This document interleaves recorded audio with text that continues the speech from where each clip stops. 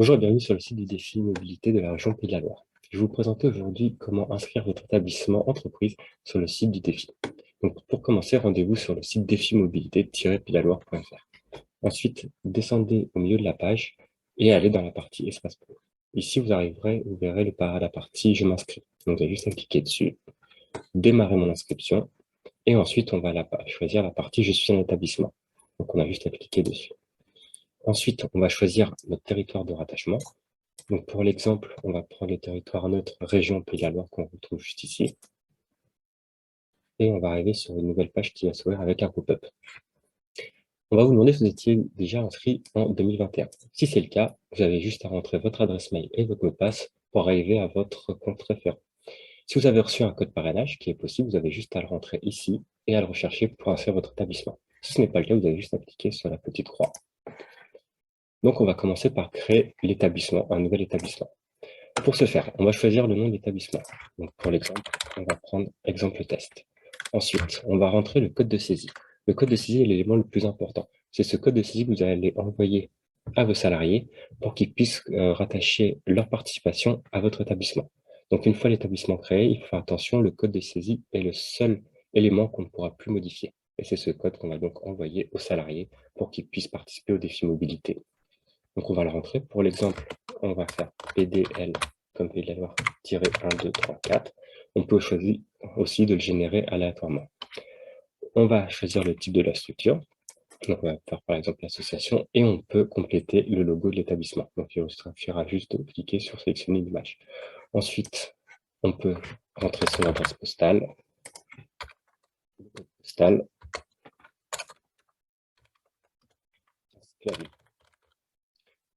Ici, en texte libre de présentation, vous pouvez écrire ce que vous souhaitez.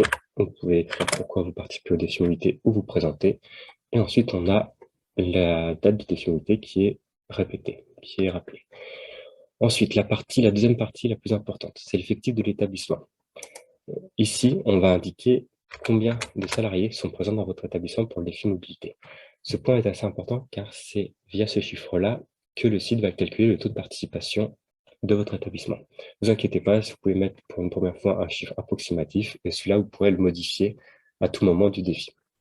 Et vous pourrez indiquer à combien de participation vous êtes. On va prendre 4e pour l'exemple. Ensuite, on va créer votre compte référent. Donc, c'est avec ce compte-là que vous allez réussir à retourner et à vous connecter sur le site du défi pour voir les inscriptions de chacun des salariés. Donc, vous mettez votre nom et votre prénom, votre adresse mail, un mot de passe, un numéro de téléphone, vous pouvez le mettre ou vous pouvez juste mettre des zéros si vous préférez. Vous pouvez choisir d'indiquer votre fonction, comment vous avez connu le site du défi mobilité, donc mailing officiel par exemple, et vous pouvez cliquer si vous souhaitez qu'on vous explique la démarche sur comment fonctionne le site internet, mais aussi comment utiliser le défi dans votre entreprise. Pour ça, c'est moi qui vais recevoir les mails et je vous recontacterai. Vous pouvez enfin choisir de rendre vos coordonnées publiques sur le site ou non. Et donc, vous n'avez plus qu'à valider votre inscription.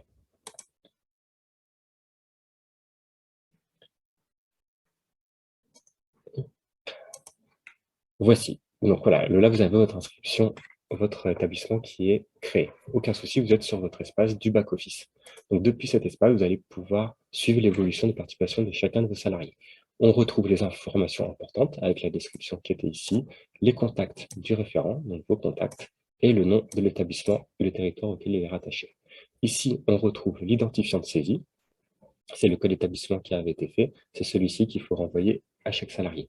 Ici, vous retrouvez l'effectif de l'établissement ainsi que toutes les participations qui vont s'incrémenter au fur et à mesure. Si vous voyez que vous avez fait une erreur, vous avez juste à aller sur « Modifier mon établissement ». Et là, vous pouvez changer le nom. Si vous souhaitez le code des saisies, on ne peut pas. Mais tout le reste, le type de la structure, le logo, ainsi que l'inscription, il n'y a aucun souci. Pareil pour l'effectif total de l'établissement, vous pouvez le changer. Mettons, si on avait mis 50, 100 et qu'on va mettre 50, on a juste à enregistrer et la mise à jour se fait automatiquement.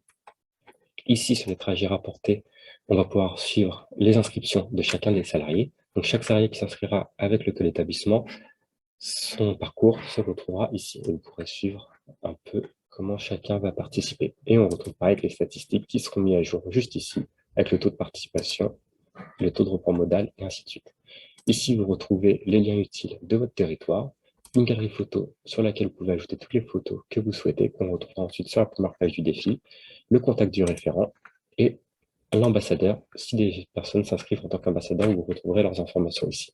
L'idée, c'est de pouvoir ensuite les contacter pour voir comment ils pourront vous aider sur la mise en place du défi mobilité. Voilà, quand vous quittez le site, vous aurez juste, si vous le souhaitez, à vous déconnecter. Et pour vérifier le tout, il suffira à chaque fois de revenir sur la partie espace référent, noter votre adresse mail, votre mot de passe,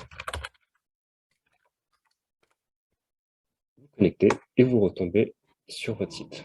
Ensuite, vous arrivez sur la partie ici, votre établissement, et vous pouvez voir les différentes informations. Sachez que vous pouvez être référent de plusieurs établissements.